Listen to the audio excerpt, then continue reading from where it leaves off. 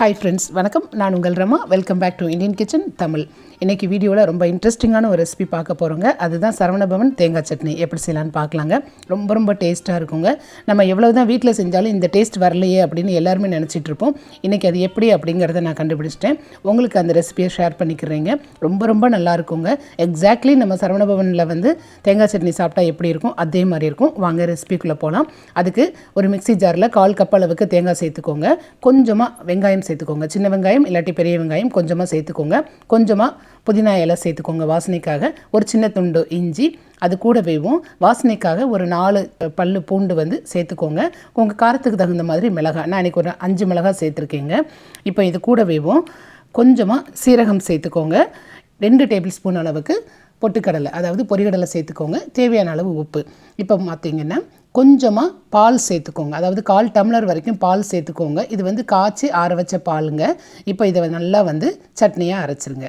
பார்த்திங்களா, இந்த பக்குவத்துக்கு நம்ம அரைச்சிருக்கணும். சட்னி நம்ம பால் ஊற்றுனதுனால ரொம்ப வெள்ளையாக இருக்கும், பார்க்குறதுக்கு டேஸ்ட்டும் ரொம்ப எக்ஸலண்ட்டாக இருக்குங்க.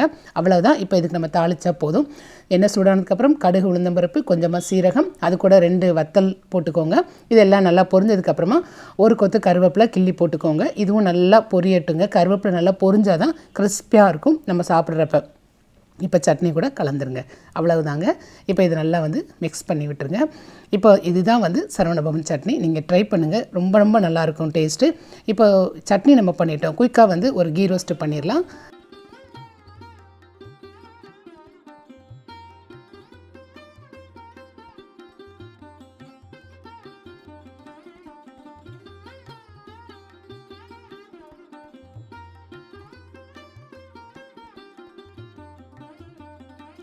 இப்போ இந்த கீ ரோஸ்ட் கூட இந்த சரவணபவன் தேங்காய் சட்னி சேர்த்து சாப்பிட்றப்ப ரொம்ப அட்டகாசமாக இருக்குங்க. சூப்பராக ரெடி பண்ணிட்டோம். கண்டிப்பாக இந்த ரெசிபி நீங்கள் ட்ரை பண்ணுங்கள்.